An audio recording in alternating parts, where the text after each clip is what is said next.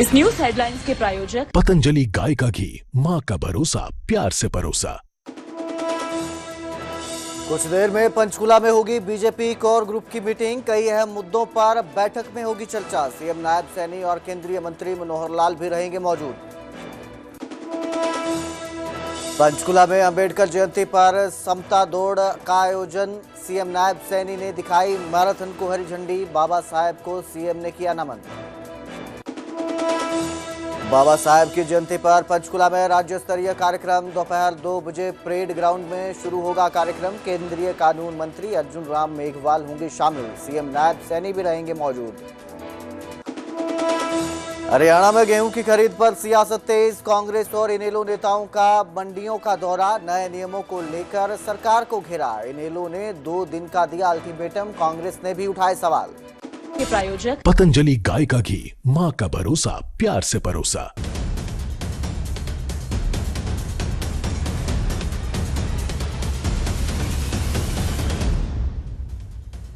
नमस्कार, स्वागत है न्यूज 18 पंजाब हरियाणा में। मैं आपके साथ कुलदीप भारद्वाज। हरियाणा प्राइम की शुरुआत करते हैं बीजेपी की कोर ग्रुप की मीटिंग के साथ, जो थोड़ी देर में शुरू होगी। पंचकुला में बीजेपी की कोर बैठक है, ग्रुप की ये मीटिंग है और इस बैठक में कई अहम मुद्दों पर मंथन होगा। सीएम नायब सिंह सैनी बैठक में मौजूद रहेंगे। वहीं केंद्रीय मंत्री मनोहर लाल भी इस बैठक में शामिल होंगे। इसके साथ ही कई कैबिनेट मंत्री और विधायक भी मौजूद रहेंगे। तो हरियाणा में निकाय चुनावों का भी ऐलान कर दिया है और जो ये बैठक हो रही है बीजेपी कोर ग्रुप की, इस बैठक में निकाय चुनावों को लेकर भी चर्चा हो सकती है। निकाय चुनावों में किस तरह की रणनीति रहेगी, किस तरह से जो है बीजेपी निकाय चुनावों में अपने प्रत्याशियों को खड़ा करेगी, किस तरह की स्ट्रेटेजी रहेगी, इस बात को लेकर भी आज इस बैठक में चर्चा हो सकती है। तो इस बैठक में मुख्यमंत्री नायब सिंह सैनी, प्रदेश अध्यक्ष मोहनलाल बड़ोली मौजूद रहेंगे। वहीं केंद्रीय मंत्री मनोहर लाल भी इस बैठक में रहेंगे, क्योंकि निकाय चुनाव होने वाले हैं। ऐलान कर दिया गया है। ऐलान के साथ ही नामांकन की प्रक्रिया अब शुरू होगी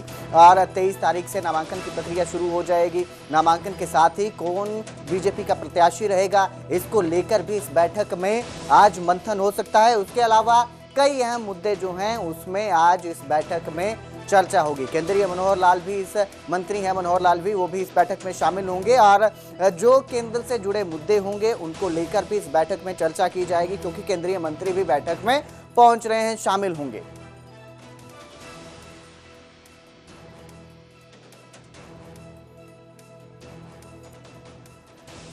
मेरे सहयोगी अंकित दुदानी ज्यादा जानकारी के साथ जुड़े हैं। जी अंकित, थोड़ी ही देर में बैठक शुरू होगी बीजेपी कोर ग्रुप की। क्या जो मुद्दे रहेंगे जिन पर आज मंथन हो सकता है इस बैठक में? भारतीय जनता पार्टी की कोर ग्रुप की बैठक आज हो रही है और कोर ग्रुप के अंदर बात करें तो काफी सदस्य मौजूद हैं। उसमें बात करें मुख्यमंत्री नायब सैनी मौजूद हैं और बात की जाए तो सांसद जो हैं और केंद्रीय मंत्री हैं कृष्णपाल गुर्जर, वो यहाँ पहुंचे हुए हैं। अभी मनोहर लाल जी जो हैं केंद्रीय मंत्री हैं वो अभी नहीं पहुंचे हैं। जो और बाकी के सदस्य हैं, वो चाहे सुधा यादव हो या सुरेंद्र पूनिया हो, दूसरे बाकी सारे सदस्य पहुंचे हुए हैं, ओम प्रकाश धनखड़ हो, तो वो सब लोग पहुंचे हैं। मुख्य रूप से जहां तक विषयों की बात है तो अभी नगर निकाय चुनाव होना है और उसका ऐलान हो चुका है। अब 21 तारीख से नामांकन शुरू हो जाएंगे, तो उसको लेकर के चर्चा होती हुई नजर आएगी कि कौन कौन उम्मीदवार बनाए जाएं, किस तरह के उम्मीदवार। हालांकि जो मेन चर्चा है वो बाद में होगी, लेकिन एक प्राथमिक तौर पे चर्चा जो है वो कोर ग्रुप के अंदर हो जाएगी, तो वो चर्चा होगी। वहीं अंबेडकर जयंती के जो प्रोग्राम है वो अभी लगातार चल रहे हैं। आज बड़ी एक रैली है 3 बजे पंचकुला के अंदर, जहां अर्जुन राम मेघवाल आएंगे और उसके बाद भी पूरे जो कार्यक्रम चलेंगे तो उसको लेकर भी चर्चा होनी है। और भी कई विषय हैं, जैसे कई नियुक्तियां होती हैं तो उसको लेकर भी कोर ग्रुप में चर्चा होती है। वो चाहे चेयरमैनों की नियुक्तियां अभी बाकी हैं वो भी होनी है आने वाले समय के अंदर, तो उसको लेकर भी यहाँ चर्चा हो सकती है। तो कहीं ना कहीं कोर ग्रुप एक अहम बैठक है और उसमें सब प्रमुख नेता मौजूद होते हैं और उनकी मौजूदगी के अंदर चर्चाएं होती है। जी अंकित, यानी कि मान सकते हैं कि आज रणनीति तय हो सकती है कि किस तरह से बीजेपी जो है निकाय चुनाव में इस बार उतरेगी और किस तरह से प्रत्याशियों का चयन किया जाएगा। बिल्कुल, इसमें कोई दो राय नहीं है, क्योंकि प्रमुख रूप से रणनीति तय होती है और अब की बार भी होती हुई नजर आएगी। जी बिल्कुल, बहुत बहुत शुक्रिया इस तमाम जानकारी के लिए अंकित। तो फिलहाल जो है जितने भी मुद्दे रहेंगे, चाहे वो नियुक्तियों का हो या रणनीति का हो, वो आज इस बैठक में लिए जाएंगे और उन पर चर्चा की जाएगी। तो वहीं बाबा साहेब की जयंती पर पंचकुला में राज्य स्तरीय कार्यक्रम का आयोजन किया गया। दोपहर 2 बजे जो ग्राउंड है वहां पर कार्यक्रम शुरू होगा। केंद्रीय कानून मंत्री अर्जुन राम मेघवाल और मुख्यमंत्री नायब सिंह सैनी भी इस कार्यक्रम में शामिल होंगे, मौजूद रहेंगे। कई कैबिनेट मंत्री और विधायक भी इस कार्यक्रम में मौजूद रहेंगे। तो दोपहर 2 बजे परेड ग्राउंड में ये कार्यक्रम शुरू होगा।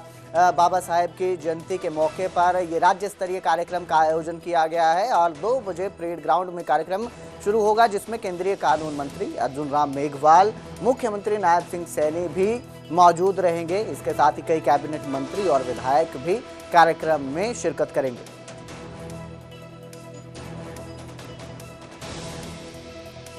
वहीं पंचकुला में भीमराव अंबेडकर जयंती पर समता दौड़ कार्यक्रम का भी आयोजन हुआ। मुख्यमंत्री नायब सिंह सैनी ने इस दौड़ को हरी झंडी दिखाकर रवाना किया।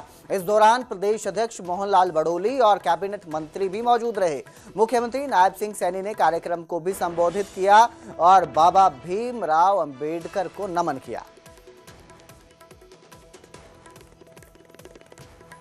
बाबा साहेब अपने शिक्षा को सबसे बड़ा हथियार बाबा साहब ने माना है। उन्होंने हमें संदेश दिया है।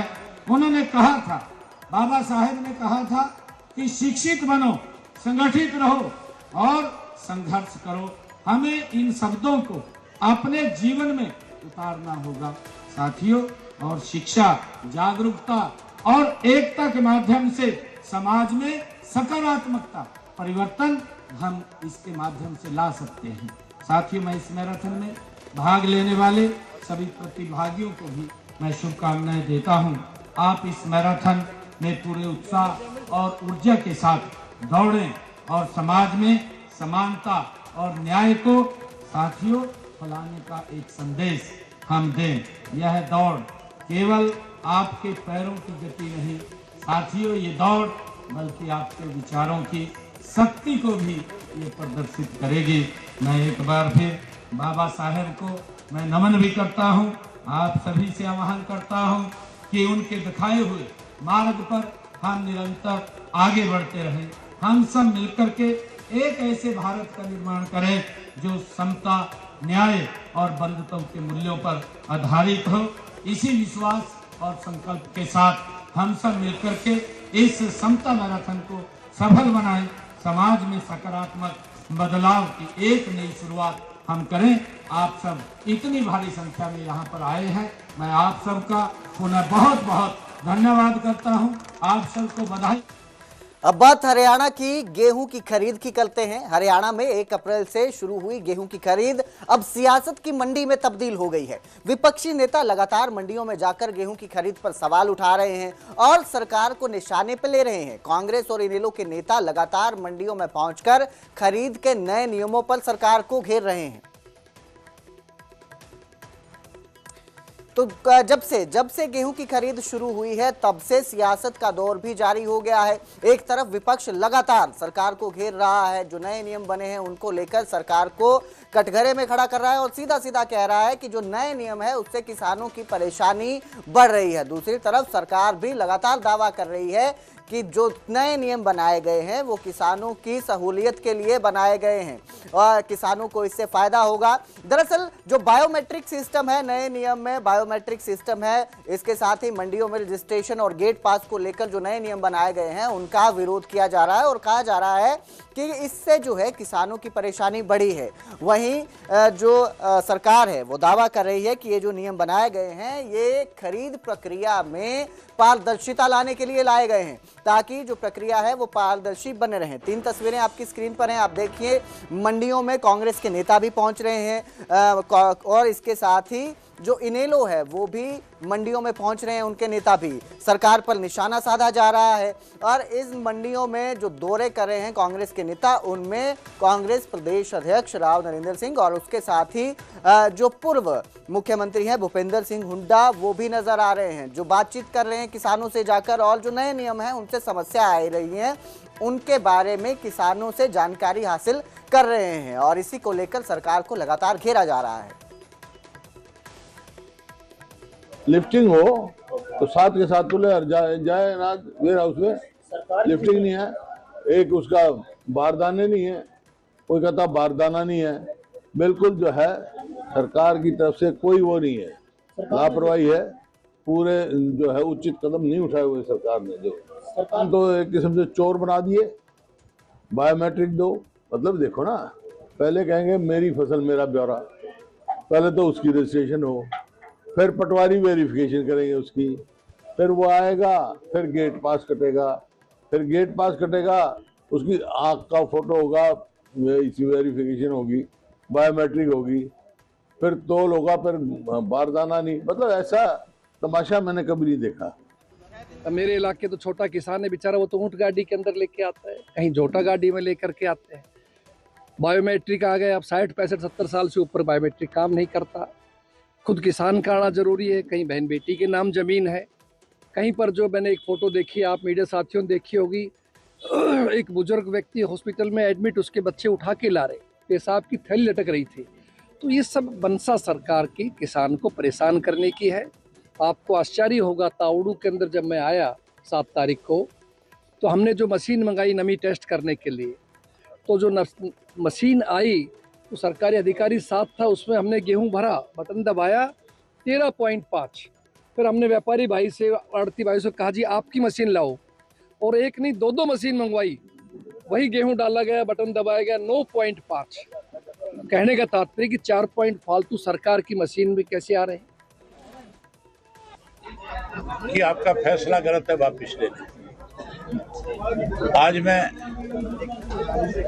कोशिश करूंगा मुख्यमंत्री से इस बारे में बात हो, कृषि मंत्री से हो या कोई बड़े अधिकारी से हो, मैं उनको ये बात बताऊंगा कि मैं सभी मंडियों में गया हूं, मैंने देखा है।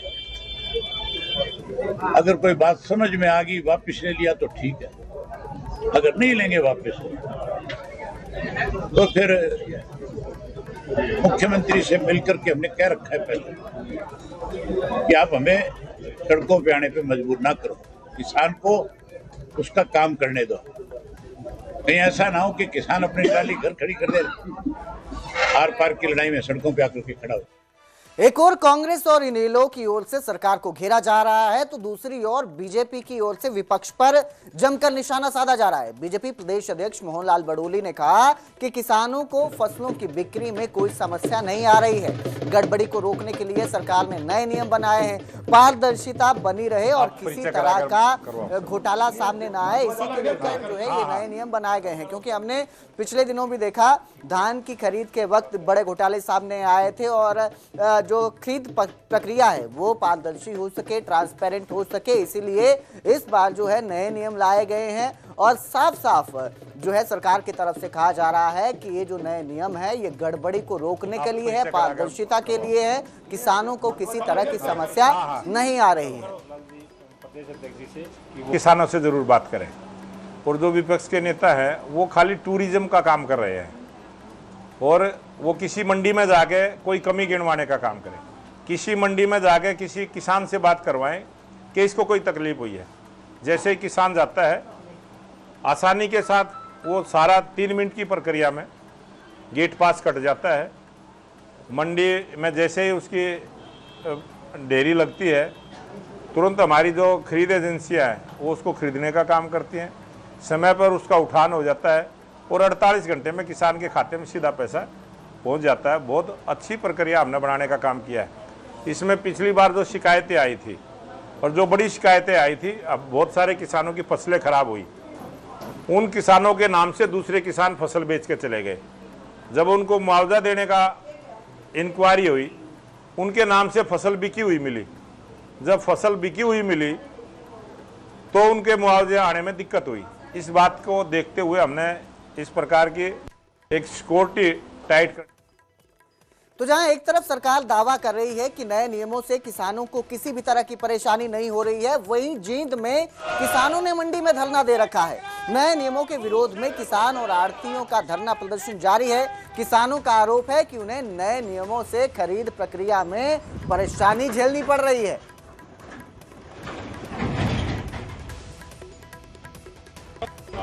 किसान लगातार प्रदर्शन कर रहे हैं, 1 तारीख से लगातार मंडी में धरना प्रदर्शन कर रहे हैं। क्या आपकी मांगे हैं, और कल बता रहे हैं कि काला दिवस मनाया जाएगा? जी, जो हरियाणा सरकार ने ये तुगलक की फरमान जारी कराया फसल खरीद के बारे में, उसके विरोध प्रदर्शन के लिए यहाँ जींद की नई अनाज मंडी में आज विरोध प्रदर्शन का 6वां दिन है। लेकिन सरकार ज्यों की त्यों जो उसने तुगलक की फरमान जारी कराया था वो ज्यों की त्यों है, जिससे किसानों में भारी मात्रा में विरोध प्रदर्शन कर रहे हैं किसान। और इसके साथ साथ भारतीय किसान यूनियन ने कल जो 14 तारीख बैसाखी का एक बड़ा पर्व माना जाता है किसानों के लिए, उस पर्व को पर्व के तौर पे ना मना के काले कपड़ा अपने या तो अपने बाजू पे या सिर पे बांध के सरकार का विरोध करने के लिए पूरी जितनी भी मंडियों में या जितने किसान धरने पे बैठे हैं सभी से हाथ जोड़ के नम्र निवेदन है कि काला कपड़ा बांध के कल सरकार का विरोध करें, जिससे सरकार के कानों में जाएगा कि जितने भी किसान हैं जो ये तुगलक की फरमान जारी करा है इससे दुखी है। क्योंकि ये देश एक लोकतांत्रिक देश है। लोकतंत्र का मतलब होता है कोई भी जो भी नया कानून बनाया जाए, जो भी उसका ज्ञाता हो उसकी राय ली जाए। लेकिन सरकार ने जो ये तो फसल खरीद का फरमान जारी कराया है, किसी किसान से इसके बारे में उसकी राय भी नहीं ली।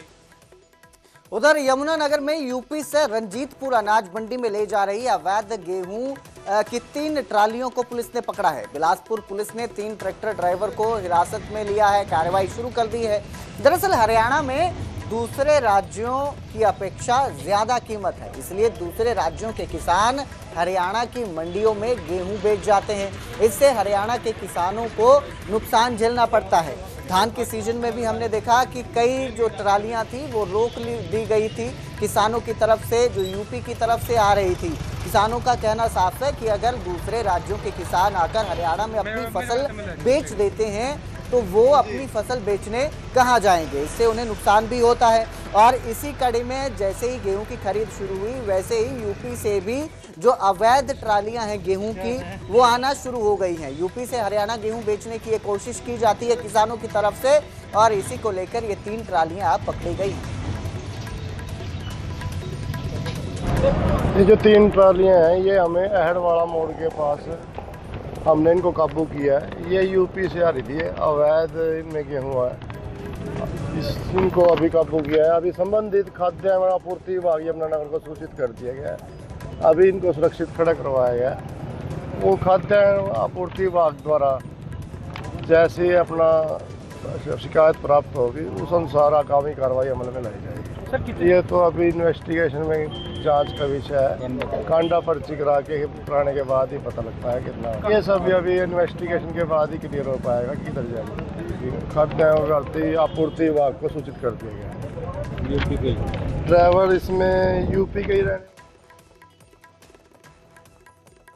और अब जिक्र करेंगे झज्जर फाइनेंसर हत्याकांड का, जिसमें आरोपी योगी और लीला को पुलिस ने गिरफ्तार कर लिया है।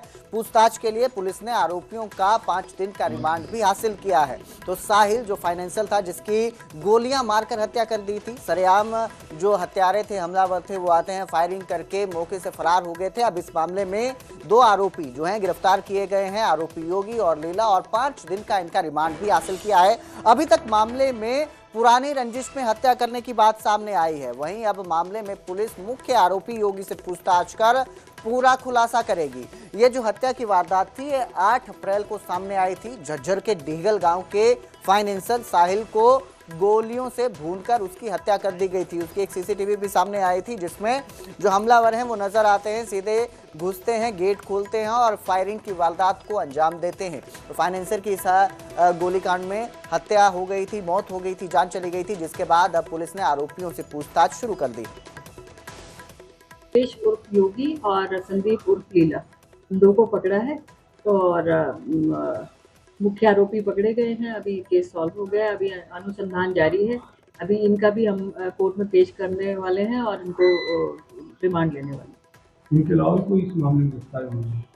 हाँ, कुछ लोग हुए हैं जो इनके एसोसिएट थे, जिन्होंने जो है क्राइम में कहीं ना कहीं उनका रोल रहा है, इनकी हेल्प की है, तो उन लोगों को भी पकड़ा है। कितने लोग हैं? लगभग 4 लोग। पूरा मामला खुलकर के क्या है इस मामले में? देखिए, जो संदीप उर्फ लीला है उसने ये बताया कि 22 लाख रुपए सोनू ने इससे लिए हुए थे और जब ये तकाजा करता था तो इसको धमकी देता था, इसके पीछा करता था और इसको टॉर्चर करता था, जैसा कि संदीप ने बताया। और दूसरा योगेश जो है, इसके साथ बंटी जो इसका भाई था मरने वाले का, उसने बहुत बुरी तरह से इसको पीटा था और पूरा वीडियो जो बना के और वायरल कर दिया था गांव में, जिससे इसने काफ़ी ह्यूमिलिएशन फील की। तो ये सब लोग जो टॉर्चर्ड थे ये इकट्ठे हो गए और इन्होंने क्राइम को। आगे बढ़ेंगे, बात करेंगे जनगणना की, जिसको लेकर देश भर में जोर शोर से तैयारी चल रही है। हरियाणा में भी जनगणना की तैयारियां जोरों पर हैं। यमुनानगर में जनगणना को लेकर प्रशासन ने तैयारियां तेज कर दी है। जिला उपायुक्त ने प्रेस कॉन्फ्रेंस कर बताया कि इस बार जनगणना 2 चरणों में की जाएगी। साथ ही पहली बार सेल्फ इन्यूमरेशन की जाएगी, जिसकी सुविधा भी इस बार से शुरू की गई है। ये स्वतंत्रता के बाद में ये 8वां जनगणना होने जा रहा है, जो कि 2 अलग अलग चरणों में होगा। सबसे प्रथम चरण 1 मई 2026 से शुरू होकर के 30 मई 2026 तक पूरा 1 महीना चलेगा, जिसमें मकानों की गणना की जाएगी, जिनके लिए डिफरेंट ब्लॉक्स बनाए गए हैं और सभी प्रगणक को उन ब्लॉक्स के माध्यम से गणना करने के लिए ट्रेन कर दिया गया है। फेज़ 2 जो होगा वो 2027 में 9 फरवरी से लेकर के 28 फरवरी तक होगा, जिसमें व्यक्तिगत स्तर पे गणना की जाएगी और लोगों से विभिन्न सवालों के माध्यम से जानकारी ली जाएगी। उससे पहले इस बार सरकार ने एक नया एडिशन जो किया है, उसमें सेल्फ इन्यूमरेशन को जोड़ा गया है। 16 अप्रैल 2026 से 30 अप्रैल 2026 के बीच में सेल्फ इन्यूमरेशन कोई भी व्यक्ति कर सकता है। सेल्फ इन्यूमरेशन का अर्थ है कि व्यक्ति एक वेबसाइट के माध्यम से स्वयं से अपने सभी सवालों के जवाब को बता सकता है। जब सवालों को वो सबमिट करेगा तो उसमें एक आईडी जनरेट होगी, जिसको वो प्रगणक जब उनके घर पे आएंगे तो उस आईडी को वो प्रोवाइड कराएंगे और उस आईडी के माध्यम से प्रगणक उनकी सारी जानकारी को अपनी ऐप के माध्यम से भारतीय सरकार को सबमिट कर सकते हैं। उधर कुरुक्षेत्र में बैसाखी महोत्सव की धूम देखने को मिल रही है। बैसाखी महोत्सव की शुरुआत मुख्यमंत्री नायब सिंह सैनी ने की थी, जिसके बाद